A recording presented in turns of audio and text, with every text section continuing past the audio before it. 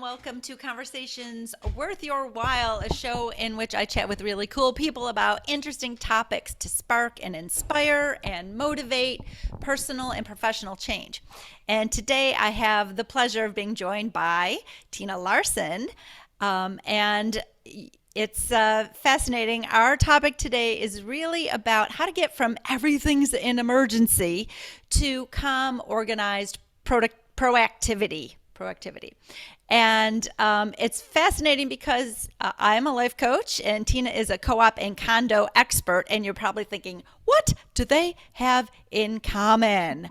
Well, this conversation is worth your while if you would love to get out of that emergency mode, out of that reactivity mode, and into this proactive, peaceful, very organized, ahead of the game mode, which I think can benefit everyone. So, hi, Tina. Hey, Linda. How Thank are you you so much for today? having. I'm great. Thank you. Thank you so much for having me. You're very I'm welcome. You're very I'm looking welcome. forward to this. Yes, me too. Me too. So why don't you just quickly tell me, like, kind of what you do and who you serve, and why this topic is worth your while to speak with me about? Okay, so I'm Tina Larsson. My company is the Folson Group. I'm the co-founder and owner. We're based in New York City, and we work with co-op and condo boards to cut their expenses and also the expenses of their capital projects. Think of us as the McKinsey company for residential homeowners associations. But McKinsey and Company, the difference is McKinsey and Company, they go into huge corporations that charge millions of dollars to consult them on how to increase their profit margin. We work on a contingency, so we share our client savings. But bottom line is that we want them to run more efficiently. Mm-hmm. And in doing so, it takes a little bit of coaching. Yes, good business consultants are also coaches in many ways. Absolutely. So it's interesting. You were mentioning when we were talking earlier about some of the difficulties that that they're volunteer positions, people that are on co-ops and condo boards. And I just want to share really quickly. So I moved into a patio home community in June. Um, about a month later, we had the annual homeowners association meeting, and I had a glass of wine. I had some hors d'oeuvres. The next thing I know, someone nominates me to be the vice president of the HOA, and then I second the motion, I third the motion, whatever, and before I know, it's unanimous. Linda is now the new vice president, and I'm like, what does that mean? What do I have to do? And they're like, oh, don't worry, you don't really have to do anything. That's what they said to me, right? So I don't really know what my responsibilities are, and when I'll probably find out when there's an emergency. Someone has a big Yes. issue. Yes, that's exactly what you're going to find out. That's my guess too. Yeah, Yeah. no, it is. I mean, in business, you have a job description for the employees. You have a job description for everything that you outsource. And in most cases, or in many cases, you have a job description for some kind of responsibility of the board members or the advisors. In a co-op and condo board, if there's a job description for the super, you're in luck. So so it's not run like a business, and it becomes either overwhelming, or in the case where you're told not to do anything, then it becomes that you only operate in an emergency mode, right? Right. And you know what else? I know my mom was on the board of her condo association in Florida, and Yeah. after just one term, she's like, I've had it. I can't. I think because things were kind of like up in the air and nobody knew who was supposed to really be doing what, there was a lot of egos and a lot of not my responsibilities and a lot of power struggles. And she was just really trying to do her best for the 170 doors that were in her section, and she hated it. Oh, she So, did. yeah, and I think it has to do a lot with Well, first of all, you want to do what's best for your community, right? That is Yes. the ultimate goal. That's why there is a board. It's to handle all the things for the community, right? Um, but people are inexperienced. Many people have never been on a board before. They don't know about property management. They're disorganized. I know, maybe there's a property manager, but that's not the same as running an organization, a business, the board, so say a little bit more about that. Yeah, no. So the difference is that so the board is really there to make the decision on the behalf. It's like politics. It's like a government that Mm, they're the ones who are supposed to govern, and then they hire, or maybe it's already in place, a property manager who is supposed to run the day-to-day operation, and they do that to some capacity. But one of the problems is that we see is that it's a third party person, and that person might have a big staff behind them, but that person has 8 buildings. So think about it. If you're running one organization, and very often a homeowners association comes, even if it's very small, and like in your HOA, it's a very small organization, it still takes the same amount of services. It's very complex, because it's not only to run that. You have the governments, you have different codes, you have fire codes and water boards, and you have all kinds of so it just becomes a very complicated organization. So think about it. If you are on a board of one business that's run like a business, they tell you what you have to do and how it's done and all of this, and you're probably selected because it's your expertise. In this case, that you're serving because they convinced you, hmm and so you don't really have it in you to do the best.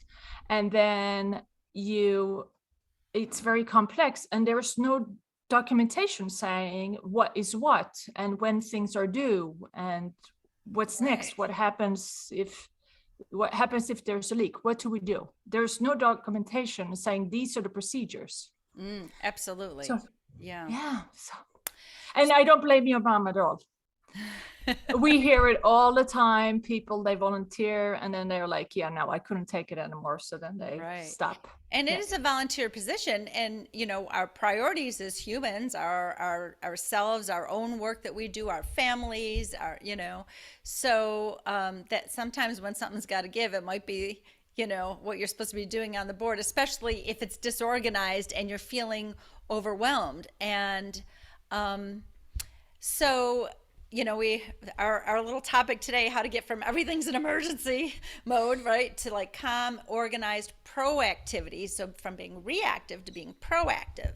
So there's a lot of costs of reactive mode, whether if you're a person who's got a responsibility of a board, or even if you just have the responsibility of your own family, your children, right? This reactive, trying to catch up all the time, puts a lot of stress on our minds, a lot of stress on our relationships, a lot of stress on us, so that we can't even perform at peak performance in the things that are important to us. Yeah. Yeah. So, what do you notice that are the costs of reactive mode when it comes to board members and the community of a condo or a co op? Yeah. So whenever there's a change in law, when there's a deadline, so a couple of years ago, they had all buildings in New York City, they had to install something called a door lock monitor. And it had to be installed, and they gave them like 10 years warning. And then they had to do this during these 10 years, and it was due, I believe, January 1st, 2020, so 2 years ago. And what happened was that we sent out articles to all of our clients and our prospect clients and everybody in our database. And we said, it's 2 years until the deadline, so we should start looking at it now. The fourth quarter, just because before they had to do this, all the elevator service companies, that installed double in price in that quarter. Mm-hmm. So 2 years before, It was half the price, and then we tried to speak with them, and they were not interested. And they went like, "Yeah, it's not until 2020." And then all of a sudden, in the middle of the summer, half a year before, they all needed this done, and it became very, very expensive for them. And not only that, I mean, also you can risk fines for not adhering to various building codes, fire codes, etc. Sure. So the association might get fined because they didn't do things in time. Also, then maybe you're panicking. You said, "Oh, just call the attorney." And as you know, attorneys charge several $100s per hour for advising boards. So there's that fee. There might be late fees if things are not paid in time, which we see frequently. So there's a lot of cost associated with being reactive as opposed to being proactive, like a business owner, like a successful business owner. They operate they said, okay, so what are we doing next year? What are we doing 3 years from now? What are we doing 5 years from now? Right. Yeah. And so there's the cost of waiting. And in my business as a life coach, the cost of waiting is really the quality of relationships, the putting off of your dreams, the settling for the same, like what happens to your dreams if you never make a change and you always just settle, right? And the resentment that builds in relationships when you don't improve them, do what you can to improve them, which is actually fascinating that you can improve a relationship without the other person even having to do a thing or knowing that you're doing it. Like, woo, really? That's true? Swear to God, that's true. So there's a big cost to waiting. And in my business, there's a cost to your soul. There's a cost to your genuine happiness. And there's the cost to the example that you set for your kids and your family members and the other people in your life. Like, oh, just settle, just wait, just, I mean, it's really a cost to them because that's the example you're setting. You're leading by example all the time, whether you believe you are or know you are or not. You always are. So what is the legacy that you want to leave to your children? That you want to leave to the people that you care about, that you want to show your friends, listen, if I went out on a limb and I did what was best and what was right for me, you can do this too. That inspiration and motivation that you can share and gift to other people when you don't wait so long and stay in status quo, because everybody is holding back in some way, everybody. So there's definitely cost. The longer you wait, the more costly it is. And if you don't operate on a proactive mode, then it's panic, it's stress, it's not peace of mind. I mean, you want peace of mind. You want to know, okay, so how are we doing this, and how are we going to get from A to Z in 3 years, in 5 years? You want to play. I mean, it's just. Yeah, it's like personal goal setting's the exact same way. Yes. Right. So, as a person, you might say, okay, I'm not entirely happy with the work that I'm doing in this world. And so I want to get a different job and do something different, but I don't know what it is. And so instead of just waiting till I'm fed up and quitting and go, what next? What now?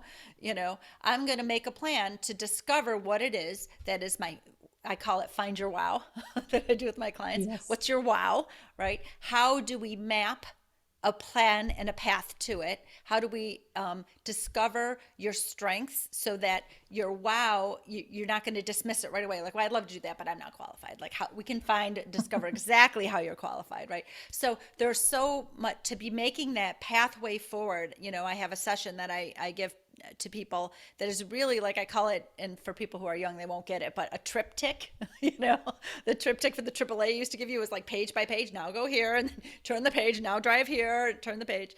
So it's really like, where do we want to go, and how do we get there? And then you map it out in a way that feels like you have time. It's easy time-wise to say, first we're going to do this, then we're going to do this, and there's never going to be a rush because we're always just staying on the path, on the process.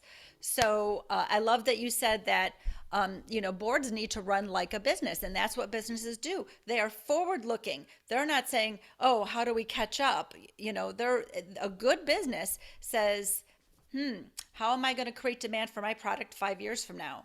What's going to go away and people aren't going to be interested in anymore. Like, I don't think people are going to buy abacuses anymore because, like, and guess what? They're not even buying calculators anymore unless they're college students because everyone's got it on their phone. What can I do differently now as an electronics company? What can I do differently? How can I find, change my business or meet a protocol that's going to be happening down the road with peace and in a nice pace that is not overwhelmed.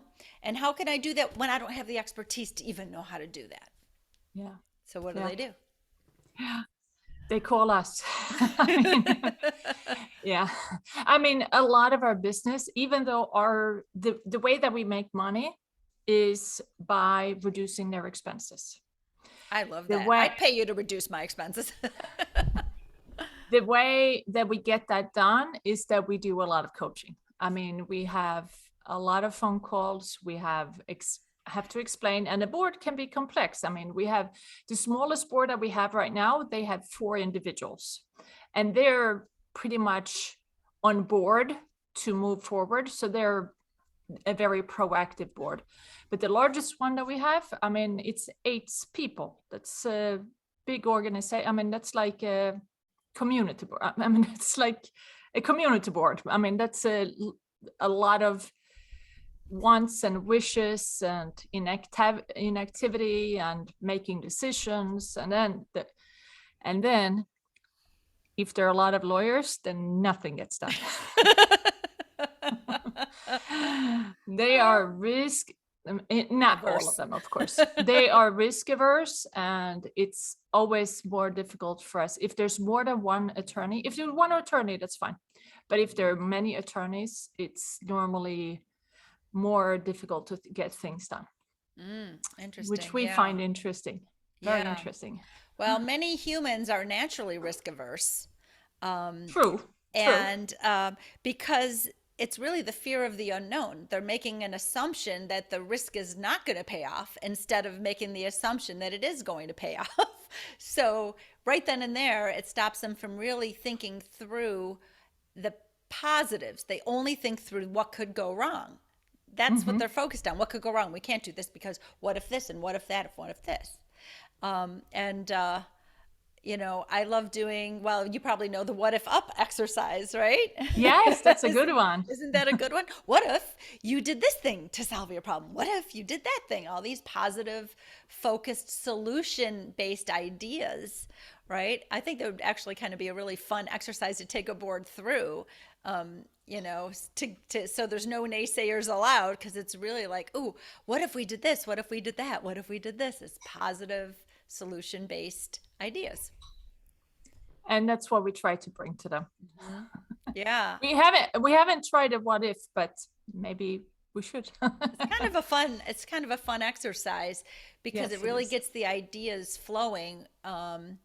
Although I bet you the attorneys might not want to, might be like, yeah, well, but we've been conditioned to what if down, what if this other thing goes wrong? Because we have to make sure we plan around it or plan for it, which is their job. I absolutely understand that. Yeah, but some of the measurements that we do could be as easy as, we had one building, they had 20 phone lines, so we went through their phone lines and we canceled 12 of them because they were never used. Right. So they were paying for them, but they were not used. Right. I mean, that's a pretty simple. So when it comes to restoring facades or elevator this way or that way, I can see how they could be a little risk averse. When it comes to simple measurements like canceling 12 phone line, what's the worst thing that can happen? You call up Verizon and you order more phone lines. It's not the end of the world. Yeah, exactly. Yeah, maybe not everything's quite as risky as we think, as Yeah. people think that it is. Yeah, very Very fascinating. true.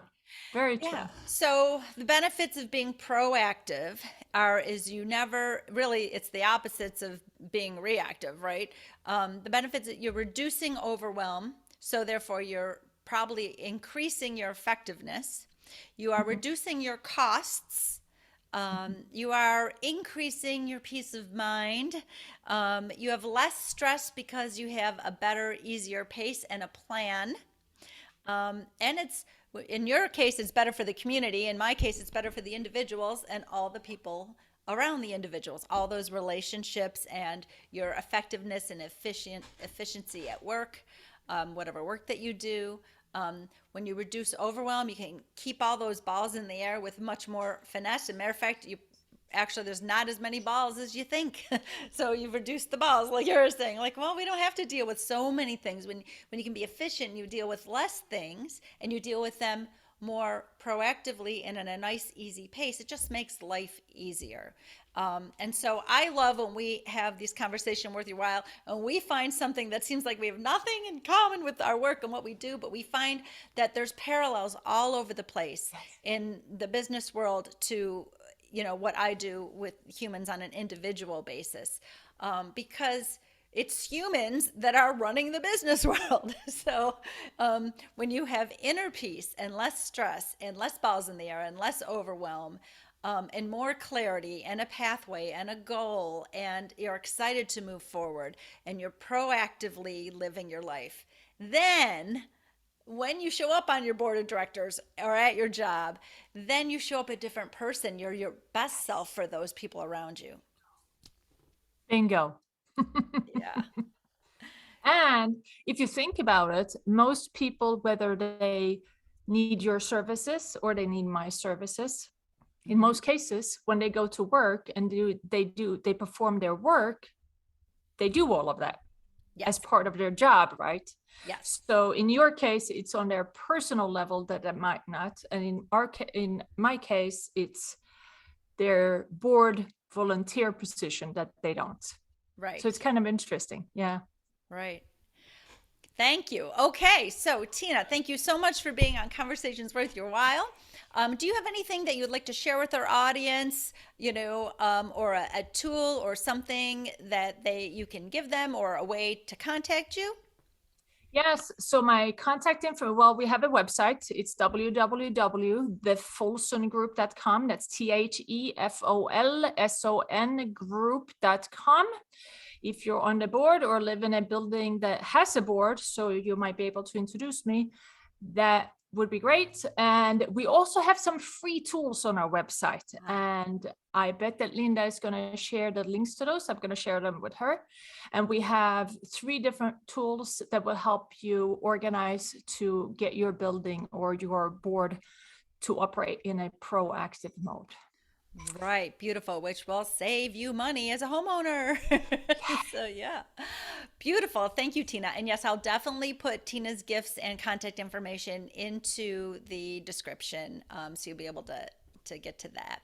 So, I'm Linda Bucher, and my gift is synthesizing wisdom and knowledge and making a soul connection with my clients. And I love helping people to get clear, to lighten their load, to nurture their passions, and unleash their gifts on the world. And if you're watching this, please open to the description where you'll find out how to contact us and the free tools and the resources that we're gifting you. And once again, I want to thank you, Tina Larsson. Thank you, my audience. Thank you for sharing your time with us today. And until next time, make sure you've made this conversation worth your while by fueling the spark that it ignited. Thank you so much for being here. Thank you, Linda. Thank you so much for having me. You're welcome.